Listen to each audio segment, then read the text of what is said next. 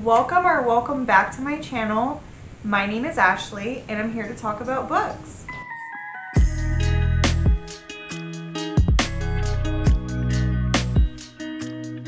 I read 7 books in the month of March, plus I have 1 DNF and 1 that I missed in my February wrap-up, so I included it here as promised. This video will be time-stamped, so if there's anything that you're not interested in, you can jump around in the video and skip things. With that being said, let's go on and jump into the video. So, firstly, we'll start off with the book that I read in February, which I missed in last month's wrap-up, and that is She's Not Sorry by Mary Kubica. In this story, we are following our main character named Megan, who is an ICU nurse. She is assigned a patient named Caitlin, who is in a coma as a result of jumping off of a bridge, attempting to take her own life. As Megan is caring for this patient, she does kind of build a relationship with the patient's family, and she starts to uncover some dark secrets, some mysterious things that were going on, and possibly some things that led to the current state of the patient. As a side plot, this is based in Chicago, where there is a very high crime rate. Our main character is recently divorced and she's living in not the best area in Chicago, but it's what she could afford with her now single income. She's constantly looking over her shoulder. She's always paranoid. She's worried about something happening to her or her loved ones. So that is definitely a big theme. Now this one has very well executed and fleshed out characters. You get to know Megan a lot and kind of like her love and her passion for what she does and her dedication to her family. I found this character to be very relatable, and just like her fears about the crime that's going on in her area, and her worries about walking alone at night and things like that, and like not hearing from her daughter. So one of her first things that she does is jump to a worst case scenario. That's like something that I find really relatable. There is a quote that I posted to Fable from this book because it really spoke to me, and I'll just go ahead and read that for you guys. So the quote reads, "There is no end to the number of rules women are supposed to follow at night regarding their safety. Be observant, stay off your phone, adjust your routines so you don't always take the same route. Wear comfortable shoes that you can run in and carry mace or a knife. Or better yet, don't walk alone at night, especially if you've been drinking, because alcohol lowers your awareness and your reaction time, and it makes you an easy target. Yet men can do any damn thing they'd like, and it's fine." So yeah, this one has some very good commentary about what it's like being a woman in a world with such a high crime rate and where things are constantly happening around you. Also, this one had a huge twist in the middle. I had to like put the book down for a minute and be like, oh my god. I had no idea the entire time that I was reading this that this was about to happen. Like I didn't pick up on any of this throughout the beginning of the book. So yeah, I love when a thriller can do that for me, especially because I read so many. So when something like that does happen, where it's taken me by surprise, I tend to like the book a lot more. Overall, I rated She's Not Sorry 4 stars, and I did really enjoy my time reading. Okay, now that we're officially done with February, let's move on to March. So I did have 1 DNF in the month of March, which was Everything I Never Told You by Celeste Ng. I know a lot of people really love this one, and I might not be doing it justice if I try to explain it, but I'll do my best. This story follows a family whose daughter went missing, and then shortly after, her body turns up in a nearby lake. Police are suspecting that it may have been a suicide, but the family is not convinced of that. They believe that something much more sinister happened. From here, we dive into the past of both of the parents before they got together, before they had the kids and everything, way back into their past, and kind of unravel why the family is what it is today. You're questioning alongside the family, was it a suicide? Was it murder? Who could have done it? And what secrets have been lurking in the background of this teen's all too perfect life? So one of the reasons that I did DNF this book was just because I found myself not being very interested in the characters. Like, I understand what the author was doing, and I did appreciate the story that was being told, but it just wasn't capturing my interest the way that I wanted it to. So I don't know if this one is going to be a permanent DNF or a soft DNF, because I do see myself possibly revisiting it in the future, especially with how much it's loved and praised as one of this author's best. Next up, we have Rest Stop by Nat Cassidy. So this one follows a perspective of a man named Abe who is on a solo road trip going to visit a family member that is on their deathbed, essentially. On the road, he decides to stop at a convenience store just to stretch his legs, get some snacks, use the restroom, typical road trip stuff. And he notices that it looks quite empty. It doesn't seem like there is another person in sight. So he decides, I'm gonna go use the bathroom, and then if no one's here by the time I come out, I'll just leave some cash on the counter or something.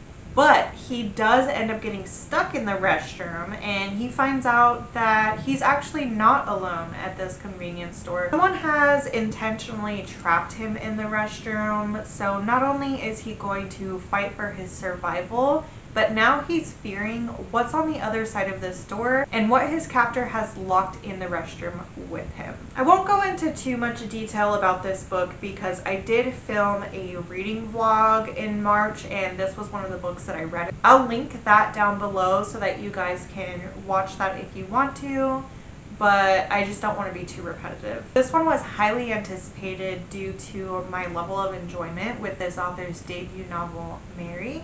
Also, the premise reminded me of one of my favorite horror movies from the 2000s, also called Rest Stop. We all know that the 2000s horror can be a little bit cheesy. I had high hopes, but low expectations, if that makes sense. However, I did end up feeling quite disappointed in this story. I did not like any of the characters. I was rooting for nobody. I was very unimpressed with the gore in this book, which a lot of people said was one of the best parts.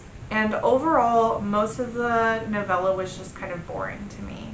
So I did rate this one 1.5 stars. Next up, we have another book that I read for that reading vlog. It does not have a dust jacket on it, so I'll just go ahead and put the cover up here in the corner.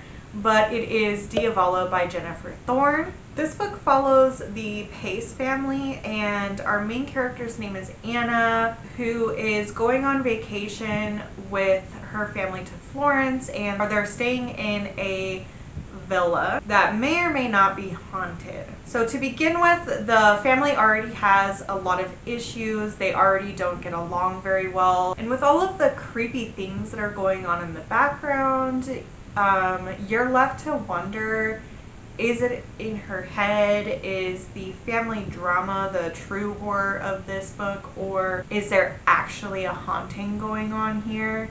This is another book that I found to be pretty disappointing. I know that a lot of people really liked it. A lot of booktubers specifically that I follow have said it was really good, and I did not agree. I found this book to be a lot like just a family drama, and I know that's kind of part of the point, but the constant bickering and issues that they were having with each other, I just found it really annoying, and that it drowned out all of the horror that I wanted from this one.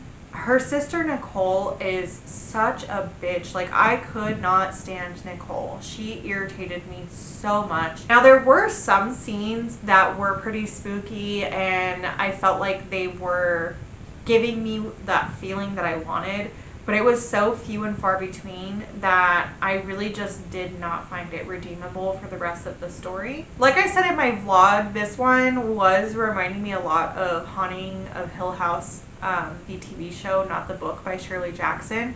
But I really loved that show. That's one of my favorite shows. I actually named one of my cats after a character on that show. The book did not execute what I wanted it to. So that is where it fell flat for me. Also, side note, this main character's family treated her like absolute garbage, And it was very frustrating to me throughout the entirety of the book how she did not stand up for herself. Like, she was just like, oh, that's my family, that's how my family is. And I was like, girl, you need to talk back. You need to like stand up for yourself. Don't let them treat you like that. So the fact that she doesn't like do that, I found it to be extremely frustrating and annoying throughout the book. I just wanted all of these characters to like get what was coming to them. So yeah, I rated that one 2 stars. If you notice some change, my camera battery died and I had to switch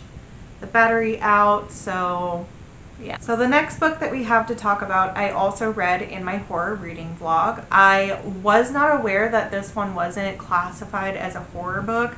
It is more like a dystopian sci-fi type of book, but it was semi-horrific, so I still kept it in my reading vlog. And that is Nothing But the Rain by Naomi Salmon. So this one takes place in a sleepy little town called Alloysville, where something very mysterious is going on with the never-ending rain. Prolonged exposure can leave you feeling like just a shell of a person. You lose all sense of self, you lose all of your memories. You don't even remember how to take care of yourself, like how to eat, bathe, anything like that. So it can be quite deadly. And this is by touching the water, inhaling vapors, anything like that. Any kind of exposure to water. The longer your contact is with water, the worse the outcome is for you. So I really, really liked this one. This is where we'll get into some of the books that I actually liked. It's also told through journal entries from our main character, Laverne, who is an elderly woman living on her own.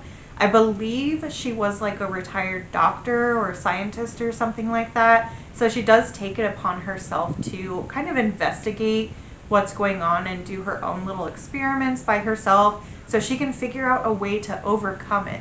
This is one of those stories that made me sit back and think about like what I would do in this situation. And I've said this before on my channel, but I really love when a book can do that for me, when it'll have me wondering like, if I was in the situation, what would I do and how would I react?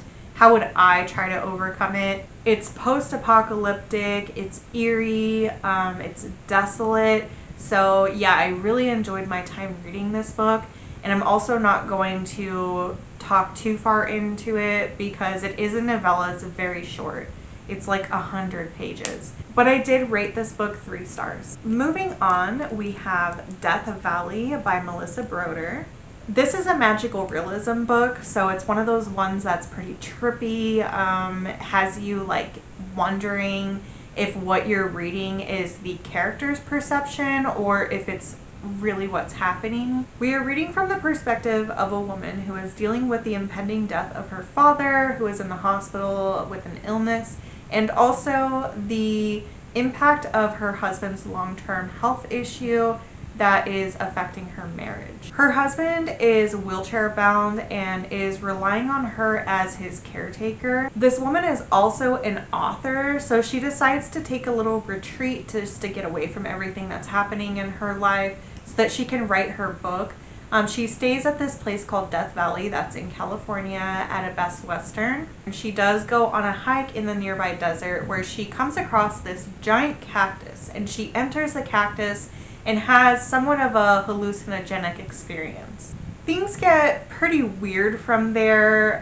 She finds herself being lost in the desert and fighting for her survival while also reflecting on her relationships that she has around her and processing these feelings of guilt and grief that she has and pretty much everything in between. There are so many interesting visuals in this book. Like I said, she does have a hallucinogenic type experience, so there's a lot of metaphors, a lot of very interesting like survival experiences.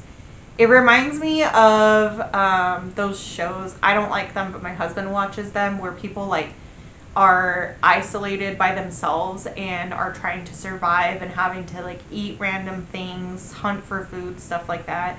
That's kind of like what I was thinking of when I was reading this. There are some stunning desert visuals in this book, and as I've said before, I live in Arizona, so I am pretty aware of what the dry heat is like. Reading this character talking about her thirst and her hunger, I felt it. I chugged so much water while reading this book. Like, I felt like I too was dying of thirst. So that goes to show how descriptive this one is. While the content in this one can be somewhat dark, I did find some parts of it to actually be really funny. I found myself laughing. This character has a lot of intrusive thoughts. So I would be like reading it and she would say something in her head or be thinking something and I'd be like, what the hell am I reading? I actually really liked it. I enjoyed it, but it is a little weird. So yeah, final rating on this one was 3.5. The next book that we have to talk about is Falling by TJ Newman. I won't be giving a lot of plot on this one because it is pretty straightforward and I don't want to ruin anything. I don't want to have any spoilers. This book is about a pilot on a commercial flight with just under 150 passengers on it. The pilot gets a message saying that his family is being held captive and the only way for him to save them would be to crash the plane. TJ Newman is a flight attendant and she uses her knowledge of like airplanes and flights and things like that to craft this story. So it has a lot of technical airplane talk in it, but it's not overwhelming if you're not somebody who's interested in that. She also does a really good job of character development and you do find yourself caring a lot for these characters and the pilot's family, the passengers. And alongside the pilot, you're also finding yourself kind of conflicted on what choice you would want to happen. Like, if you had to choose between the two things, what would you pick? One of the things that I really liked about this one is that it has very quick, short chapters, which is very important for a thriller, in my opinion. There's also bits of humor thrown in, like the flight attendants are pretty funny. One of them in particular, who has a weird name, I'm not going to get into it, but I was genuinely curious what this pilot was going to do and like what decisions he was going to end up having to make. That left me on the edge of my seat, flipping the pages, needing to know what was going to happen. I truly did not know what the outcome was going to be. There was one scene in this book that I think I could have done without, and it was a like baseball scene. I'm not a sports fan, so that one I didn't care for, and I also found it to be kind of Hollywood, a little bit cheesy. So yeah, I could have done without that part, but for the most part, everything in this book was necessary, and I did think that it was very well executed. This one read like a fast-paced thriller type movie where I was easily able to follow along, and I had no problem getting through this one very quickly. The descriptions and everything that's in it, I could picture it in my head like I was actually watching a film, and I really liked that. So yeah, this one I rated 4 stars. And lastly, we have my favorite book that I read for the month of March. I don't know if this is something that you guys have picked up on, but I have been matching my makeup and my nails to whichever was my favorite book that I read. So that would be this one. And that book is Bloom by Delilah S. Dawson. This one is told from the perspective of a woman named Rosemary. She does go by Ro, but her full name is Rosemary. So Ro is new to town and she decides to go to this farmer's market where she meets a woman named Ash. Ro becomes completely enamored with Ash, like she sort of falls in love with her at first sight. And Ash is this woman who lives on a farm. She has a booth there at the farmer's market where she sells a lot of baked goods, homemade things. She sells plants, handmade soaps, pottery, things of that nature. These two end up striking up a friendship, which turns into something sort of romantic. And Ro had, before she moved, gotten out of a relationship with a man, and she's only ever dated men. But her ex Eric cheated on her, so she has a lot of trust issues. She's not sure how to navigate this new relationship with this woman. And all she knows is that Ash is this beautiful woman. She's absolutely gorgeous. She can cook like nobody's business. She makes the most delicious things, like her cupcakes. The author includes a lot of descriptions of textures of food, taste, smells, things like that, that make you feel like you're in the story. So as the reader, you're wondering, what secrets are we going to uncover here? Like, this seems all too perfect, this relationship. I was shipping it, I loved it, but I knew that something really terrible was gonna happen, and I was along for the ride. When I was done with it, I had to tell my husband everything about it from start to finish. He's not a reader, so not like I was gonna spoil it for him. The last like 30 pages of this book I loved. I would want to see this on screen. It reminded me of a lot of really popular horror movies that are out there, some stuff that's pretty much classics. And after I finished it, my initial reaction was to give it 5 stars, but then when I kind of looked back on it and was thinking about it a little bit, I did bump it down because there were some things that happened that I can't give it a perfect 5-star for. Like, I felt that some of the characters in this book were a little bit naive, were wearing rose-colored glasses, things that I was picking up on that our characters weren't. And I don't know, I just found that to be a little bit bothersome, because I was like, why are you not? And also, especially because this character is supposed to have like major trust issues, there were things that were coming up that I was like, why is she not seeing these red flags? Like, why is this not alerting her? So yeah, I did settle on 4.5 stars for this. And that is all that I have for this video. So if you guys liked this video, please don't forget to like it. Comment down below if you have anything to say. And if you aren't already, make sure that you subscribe. And possibly even ring the bell if you would like to be notified when I upload. But until next time, I'll see you guys later. Bye!